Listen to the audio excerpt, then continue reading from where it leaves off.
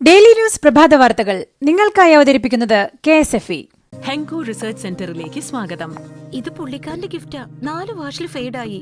ശരിക്കും സങ്കടമായി. നിങ്ങൾക്ക് വേണ്ടത് റെവല്യൂഷൻ ആണ്. പുതിയ ഹെൻകോ മാറ്റിക്. ഇതിന്റെ നാനോ ഫൈബർ ലോക്ക് ടെക്നോളജി ഇഴകളെ ലോക്ക് ചെയ്യുന്നു, തുണികളെ ഫേഡ് ആവാതെ സൂക്ഷിക്കുന്നു. പ്രൂഫ് മെഷീൻ ഫിൽറ്റർ നോക്കൂ. ഇനി ഇഴകളും പൊട്ടില്ല, സങ്കടവുമാവില്ല. ഹെൻകോ മാറ്റിക് വെറും വാഷ് അല്ല, കെയർ. നമസ്കാരം, ഞാൻ പ്രവീജ വിനീത്. ഡെയിലി ന്യൂസിന്റെ പ്രഭാത വാർത്തകളിലേക്ക് സ്വാഗതം. ഇന്ന് ഡിസംബർ 23 ബുധനാഴ്ച. കേന്ദ്ര സർക്കാർ പാസാക്കിയ പുതിയ കാർഷിക നിയമ ഭേദഗതികൾ തള്ളിക്കളയാൻ ഇന്ന് ചേരാനിരുന്ന പ്രത്യേക നിയമസഭാ സമ്മേളനത്തിന് ഗവർണർ ആരിഫ് മുഹമ്മദ് ഖാൻ അനുമതി നിഷേധിച്ചു. ഗവർണർ ഫയൽ മടക്കി. സർക്കാരിന്റെ വിശദീകരണം തൃപ്തികരമല്ലെന്ന് ചൂണ്ടിക്കാട്ടിയാണ് ഗവർണർ ഫയൽ മടക്കിയത്. നിയമസഭാ സമ്മേളനത്തിന് ഗവർണർ അനുമതി നിഷേധിക്കുന്നത് കേരള നിയമസഭാ ചരിത്രത്തിൽ ആദ്യത്തെ സംഭവമാണ്. നിയമസഭാ സമ്മേളനം വിളിക്കാനുള്ള മന്ത്രിസഭാ തീരുമാനത്തിന് ഗവർണർ അനുമതി നൽകാത്തത് ഗൌരവതരമായ പ്രശ്നമെന്ന് കൃഷിമന്ത്രി VS സുനിൽകുമാർ. ഗുരുതര സാഹചര്യമായതുകൊണ്ട് മുഖ്യമന്ത്രിയുമായി ആലോചിച്ച് തുടർ നടപടി കൈക്കൊള്ളുമെന്നും സുനിൽകുമാർ. കാർഷിക നിയമത്തിനെതിരെ പ്രത്യേക പ്രമേയം പാസാക്കാനുള്ള നീക്കം ഗവർണർ തടഞ്ഞെങ്കിലും പ്രമേയം നിയമസഭയിൽ അവതരിപ്പിക്കാനുള്ള നീക്കവുമായി സംസ്ഥാന സർക്കാർ മുന്നോട്ട്. ജനുവരി 8 ആരംഭിക്കുന്ന നിയമസഭാ സമ്മേളനത്തിന്റെ ആദ്യ ദിനം തന്നെ കർഷക നിയമത്തിനെതിരായ പ്രമേയം സർക്കാർ അവതരിപ്പിക്കുമെന്ന് കൃഷിമന്ത്രി VS സുനിൽകുമാർ അറിയിച്ചു. മുഖ്യമന്ത്രി പിണറായി വിജയനുമായി നടത്തിയ കൂടിക്കാഴ്ചയ്ക്ക് പിന്നാലെയാണ് ഇക്കാര്യം VS സുനിൽകുമാർ പ്രഖ്യാപിച്ചത്. പുതിയ കാർഷിക നിയമങ്ങൾ തള്ളിക്കളയാനുള്ള പ്രത്യേക നിയമസഭാ സമ്മേളനത്തിന് അനുമതി നിഷേധിച്ച ഗവർണറുടെ നടപടിക്കെതിരെ പ്രതിഷേധം അറിയിച്ച് മുഖ്യമന്ത്രി പിണറായി വിജയൻ ഗവർണർക്ക് കത്തെഴുതി. പ്രത്യേക നിയമസഭാ സമ്മേളനം വിളിക്കാനുള്ള അടിയന്തര സാഹചര്യമില്ല എന്ന ഗവർണറുടെ വാദം തെറ്റാണെന്നും മുഖ്യമന്ത്രി കത്തിൽ സൂചിപ്പിക്കുന്നു. നിയമസഭാ സമ്മേളനത്തിന് ഗവർണർ അനുമതി നിഷേധിച്ചത് ദൌർഭാഗ്യകരമായി പോയെന്ന് പ്രതിപക്ഷ നേതാവ് രമേശ് ചെന്നിത്തല. അടിയന്തര പ്രാധാന്യമില്ലെന്ന സാങ്കേതിക കാരണം പറഞ്ഞ് നിയമസഭാ സമ്മേളനത്തിന് അനുമതി നിഷേധിച്ച ഗവർണറുടെ നടപടി ജനാധിപത്യ വിരുദ്ധമാണെന്നും ചെന്നിത്തല. കാർഷിക നിയമങ്ങൾക്കെതിരായ പ്രക്ഷോഭം ശക്തമാക്കാൻ തീരുമാനിച്ചതിന്റെ ഭാഗമായി ബ്രിട്ടീഷ് പ്രധാനമന്ത്രി ബോറിസ് ജോൺസന്റെ ഇന്ത്യ സന്ദർശനം മാറ്റിവെക്കാൻ സമ്മർദ്ദം ചെലുത്തണമെന്നാവശ്യപ്പെട്ട് ബ്രിട്ടീഷ് MPമാർക്ക് കത്തയക്കുമെന്ന് കർഷക സംഘടനാ നേതാക്കൾ. ബ്രിട്ടീഷ് പ്രധാനമന്ത്രി ബോറിസ് ജോൺസനെ കേന്ദ്ര സർക്കാർ റിപ്പബ്ലിക് ദിനാഘോഷ ചടങ്ങുകളിൽ മുഖ്യാതിഥിയായി ക്ഷണിച്ചിരുന്നു. കേന്ദ്ര സർക്കാരിന്റെ ക്ഷണം ബ്രിട്ടീഷ് സർക്കാർ സ്വീകരിക്കുകയും ചെയ്തിട്ടുണ്ട്. ഈ സാഹചര്യത്തിലാണ് സന്ദർശനം മാറ്റിവെക്കണമെന്നാവശ്യപ്പെട്ട് കർഷകർ കത്തയക്കുന്നത്. സംസ്ഥാനത്തെ SSLC +2 പരീക്ഷാ വിജ്ഞാപനം പുറപ്പെടുവിച്ചു. മാർച്ച് 17 മുതൽ 30 വരെ പരീക്ഷ നടത്തും. രാവിലെ 9:40 +2 പരീക്ഷ. ഉച്ചയ്ക്ക് 1:40 SSLC പരീക്ഷയും നടക്കും. CBSE 10-12 ക്ലാസുകളിലെ പരീക്ഷകൾ ഫെബ്രുവരി അവസാനം വരെ നടത്തില്ലെന്ന് വ്യക്തമാക്കി കേന്ദ്ര വിദ്യാഭ്യാസ മന്ത്രി രമേശ് പൊക്രിയാൽ. കോവിഡ് സ്ഥിതിഗതികൾ വിലയിരുത്തിയ ശേഷം പരീക്ഷാ തീയതി നിശ്ചയിക്കുമെന്നും കേന്ദ്രമന്ത്രി പറഞ്ഞു. രാജ്യത്തിന്റെ നിലവിലെ കോവിഡ് വ്യാപനത്തിന്റെ സ്ഥിതിവിശേഷമനുസരിച്ച് കുട്ടികൾക്ക് കോവിഡ് വാക്സിൻ നൽകേണ്ടതില്ലെന്ന് നീതി ആയോഗ് അംഗം ഡോക്ടർ MK പോൾ. ബ്രിട്ടനിൽ കണ്ടെത്തിയ വകഭേദം സംഭവിച്ച കോവിഡ് വൈറസിന്റെ സാന്നിധ്യം ഇന്ത്യയിൽ ഇതുവരെ കണ്ടെത്തിയിട്ടില്ലെന്നും വൈറസിനുണ്ടായ ഈ ജനിതക വ്യതിയാനം മാരകമല്ലെന്നും രോഗത്തിന്റെ കാഠിന്യം കൂടുകയില്ലെന്നും ഡോക്ടർ MK പോൾ. ഈ രാക്ഷസ കൊതുകുകൾ ഇത് എപ്പോൾ എത്ര വരുമെന്ന് ആർക്കറിയാം. അതിനാൽ അവതരിപ്പിക്കുന്നു മാക്സോജീനിയസ് ഓട്ടോമാറ്റിക് മെഷീൻ. ഇത് കൊതുകുകൾ സാധാരണ വരാറുള്ള സമയമനുസരിച്ച് അറ്റാക്ക് അല്ലെങ്കിൽ പ്രൊട്ടക്ട് മോഡിൽ ഓട്ടോമാറ്റിക്കലി ഷിഫ്റ്റ് ആയിക്കൊണ്ടിരിക്കുന്നു. അതായത് ലിക്വിഡ് വേസ്റ്റ് ആകുന്നില്ല. ഇനി ഇടയ്ക്കിടയ്ക്ക് എഴുന്നേറ്റ് നോ മോഡ് ചേഞ്ച്. ഇന്ത്യ വിശ്രമിച്ചോളൂ. Maxo Genius automatic intelligent protection. കേരളത്തിൽ ഇന്നലെ 64,829 സാമ്പിളുകൾ പരിശോധിച്ചതിൽ 6,049 പേർക്ക് കോവിഡ്-19 സ്ഥിരീകരിച്ചു. കഴിഞ്ഞ ദിവസങ്ങളിലുണ്ടായ 27 മരണങ്ങളാണ് കോവിഡ്-19 മൂലമാണെന്ന് ഇന്നലെ സ്ഥിരീകരിച്ചത്. ഇതോടെ ആകെ മരണം 2,870 ഇന്നലെ രോഗം സ്ഥിരീകരിച്ചവരിൽ 108 പേർ സംസ്ഥാനത്തിന് പുറത്തുനിന്നും വന്നവരാണ്. 5,306 പേർക്ക് സമ്പർക്കത്തിലൂടെയാണ് രോഗം ബാധിച്ചത്. 575 പേരുടെ സമ്പർക്ക ഉറവിടം വ്യക്തമല്ല. 60 ആരോഗ്യപ്രവർത്തകർക്കാണ് രോഗം ബാധിച്ചത്. രോഗം സ്ഥിരീകരിച്ച് ചികിത്സയിലായിരുന്ന 5,057 പേരുടെ പരിശോധനാ ഫലം നെഗറ്റീവായി. 61,468 പേരാണ് രോഗം സ്ഥിരീകരിച്ച് ഇനി ചികിത്സയിലുള്ളത്.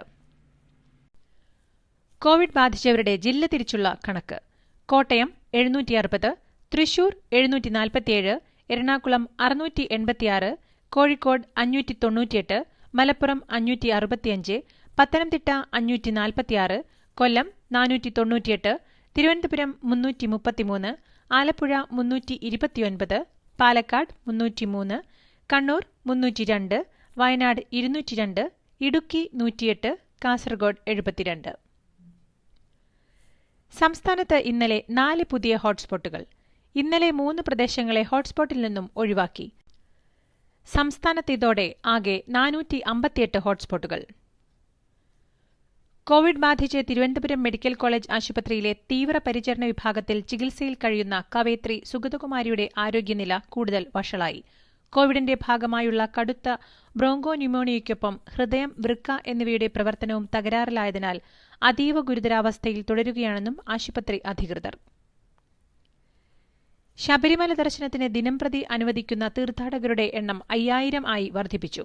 ഹൈക്കോടതി ഉത്തരവ് പ്രകാരമാണ് തീർത്ഥാടകരുടെ എണ്ണം വർദ്ധിപ്പിച്ചത്. ശബരിമല online.org എന്ന വെബ്സൈറ്റിൽ നിന്നും ഭക്തർക്ക് ദർശനം ബുക്ക് ചെയ്യാൻ സാധിക്കും. തദ്ദേശ തെരഞ്ഞെടുപ്പ് തോൽവിയെ തുടർന്ന് സംസ്ഥാന കോൺഗ്രസിൽ നേതൃമാറ്റമടക്കം ചർച്ചയാകുമ്പോൾ കോൺഗ്രസിനെ വിജയത്തിലേക്ക് നയിക്കാൻ ശശി തരൂരിന് സാധിക്കുമെന്ന അഭിപ്രായവുമായി നടനും സംവിധായകനുമായ പ്രതാപ് പോത്തൻ. ശശി തരൂരിനെ കേരളം ഇതുവരെ കണ്ട ഏറ്റവും മികച്ച മുഖ്യമന്ത്രിയാകുവാൻ സാധിക്കുമെന്നും പ്രതാപ് പോത്തൻ. സമൂഹമാധ്യമങ്ങളിലൂടെയുള്ള അപവാദ പ്രചാരണത്തിനെതിരെ നിയമ നടപടിയുമായി മുന്നോട്ടു പോകുമെന്ന് വ്യവസായി MA യൂസഫലി. അതേസമയം രാഷ്ട്രീയത്തിലേക്കിറങ്ങാൻ താൻ ഉദ്ദേശിക്കുന്നില്ലെന്നും അദ്ദേഹം പറഞ്ഞു. ഇന്ത്യയിൽ മറ്റൊരു സംസ്ഥാനത്തും സമൂഹമാധ്യമങ്ങളിലൂടെ ഇത്തരം അപവാദ പ്രചാരണം കണ്ടിട്ടില്ലെന്നും നെഗറ്റീവ് പ്രചരിപ്പിക്കുക എന്നത് ചിലരുടെ ശീലമായി മാറിയിരിക്കുകയാണെന്നും അദ്ദേഹം കൂട്ടിച്ചേർത്തു. രാജ്യത്ത് എവിടെ നിന്നും സ്വന്തം മണ്ഡലത്തിൽ വോട്ട് ചെയ്യുന്നതിനുള്ള സംവിധാനം ഒരുക്കാൻ കേന്ദ്ര തെരഞ്ഞെടുപ്പ് കമ്മീഷൻ. 2024 ലോക്സഭാ തെരഞ്ഞെടുപ്പിൽ പുതിയ സംവിധാനം ഏർപ്പെടുത്താനാണ് കേന്ദ്ര തെരഞ്ഞെടുപ്പ് കമ്മീഷൻ ലക്ഷ്യമിട്ടിരിക്കുന്നത്. തൃണമൂൽ കോൺഗ്രസ് വിട്ട് BJPയിലെത്തിയ മുകുൾ റോയ്, സുവേന്ദു അധികാരി എന്നിവർ ഉൾപ്പെട്ട നാരദ സ്റ്റിംഗ് ഓപ്പറേഷന്റെ വീഡിയോ ഔദ്യോഗിക യൂട്യൂബ് ചാനലിൽ നിന്ന് BJP നീക്കിയെന്ന് ആരോപണം. BJPയിൽ ചേർന്നാലുടൻ ആർക്കും പരിശുദ്ധനായി മാറാം എന്ന് തൃണമൂൽ കോൺഗ്രസ് MP മഹുവ മൊയ്ത്ര പരിഹസിച്ചു. ജമ്മുകശ്മീരിലെ ജില്ലാ വികസന കൌൺസിലിലേക്കുള്ള തെരഞ്ഞെടുപ്പിൽ ഗുപ്കാർ സഖ്യത്തിന് മുന്നേറ്റം. ഏറ്റവും ഒടുവിൽ ലഭിക്കുന്ന സൂചനകൾ പ്രകാരം 95 സീറ്റുകളിൽ ഗുപ്കാർ സഖ്യം മുന്നിട്ട് നിൽക്കുകയാണ്.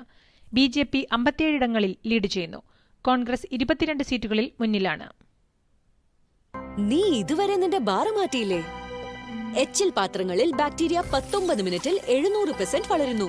പുതിയ ആന്റി ബാക്ടീരിയ എക്സോയിൽ ഇഞ്ചിയുണ്ട്. സൈക്ലോസാനിന്റെ പവറിനൊപ്പം ഇനി ഇഞ്ചിയുടെ ഗുണങ്ങളും. അതായത് ബാക്ടീരിയയുടെ മേൽ ഡബിൾ ആക്രമണം.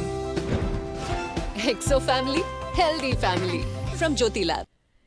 ഇന്ത്യയിൽ ഇന്നലെ 23,880 കോവിഡ് രോഗികൾ. മരണം 329. ഇതോടെ ആകെ മരണം 1,46,476 ആയി. ഇതുവരെ 1,99,308 പേർക്ക് രോഗം സ്ഥിരീകരിച്ചു. 96,362 പേർ രോഗമുക്തി നേടി. രാജ്യത്ത് നിലവിൽ 2.87 ലക്ഷം കോവിഡ് രോഗികൾ. മഹാരാഷ്ട്രയിൽ ഇന്നലെ 3,106 കോവിഡ് രോഗികൾ. ഡൽഹിയിൽ 939 പേർക്കും പശ്ചിമബംഗാളിൽ 1,653 പേർക്കും കർണാടകയിൽ 1,141 പേർക്കും ആന്ധ്രയിൽ 402 പേർക്കും തമിഴ്നാട്ടിൽ 1,052 പേർക്കും രോഗം സ്ഥിരീകരിച്ചു. ആഗോളതലത്തിൽ ഇന്നലെ 5,51,120 കോവിഡ് രോഗികൾ.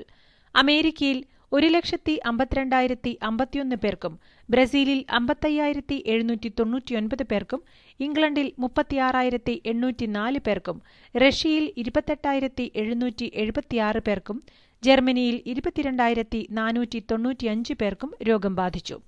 12,437 മരണമാണ് ഇന്നലെ റിപ്പോർട്ട് ചെയ്തത്. അമേരിക്കയിൽ 2,725 പേരും ബ്രസീലിൽ 963 പേരും ജർമ്മനിയിൽ 944 പേരും ഇംഗ്ലണ്ടിൽ 691 പേരും ഇറ്റലിയിൽ 628 പേരും ഇന്നലെ മരിച്ചു. ഇതോടെ ആകെ 7.82 കോടി കോവിഡ് രോഗികളും 17.22 ലക്ഷം മരണവും സ്ഥിരീകരിച്ചു. ജനിതകമാറ്റം സംഭവിച്ച കോവിഡ് വൈറസ് റിപ്പോർട്ട് ചെയ്യപ്പെട്ട പശ്ചാത്തലത്തിൽ അതിർത്തികൾ അടച്ചെങ്കിലും ഒമാനിൽ സമ്പൂർണ്ണ ലോക്ഡൌൺ ഏർപ്പെടുത്തില്ലെന്ന് ആരോഗ്യമന്ത്രി ഡോക്ടർ അഹമ്മദ് അൽ സൌദി അറിയിച്ചു. ഈ മാസം 27 മുതൽ രാജ്യത്ത് കോവിഡ് വാക്സിൻ വിതരണം ചെയ്യുമെന്നും അദ്ദേഹം വ്യക്തമാക്കി. മുംബൈയിലെ നിശ ക്ലബ്ബിൽ പാർട്ടിയിൽ നടന്ന റെയ്ഡിൽ അറസ്റ്റിലായ സംഭവത്തിൽ വിശദീകരണവുമായി ക്രിക്കറ്റ് താരം സുരേഷ് റെയ്ന. സുഹൃത്തിന്റെ ക്ഷണം സ്വീകരിക്കുക മാത്രമാണ് ചെയ്തത്. കോവിഡ് പ്രോട്ടോകോൾ സമയക്രമം അറിയില്ലായിരുന്നു എന്നും സുരേഷ് റെയ്ന.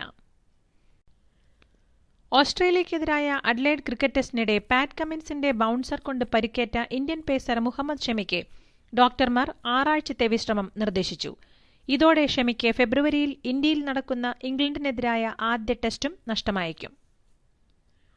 ഓസ്ട്രേലിയയ്ക്കെതിരായ അഡ്ലൈഡ് ടെസ്റ്റിലേറ്റ ദയനീയ തോൽവി മറന്നേക്കുവെന്ന് ടീം ഇന്ത്യയോട് ഓസീസ് താരം Steve Smith.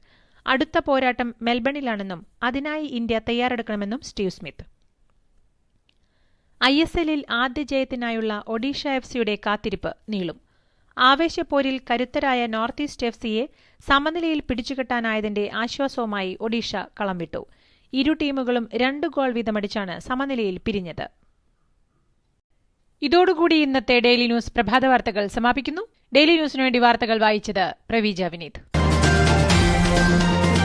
The daily news .in വാർത്തകൾ വിരൽ തുമ്പിൽ.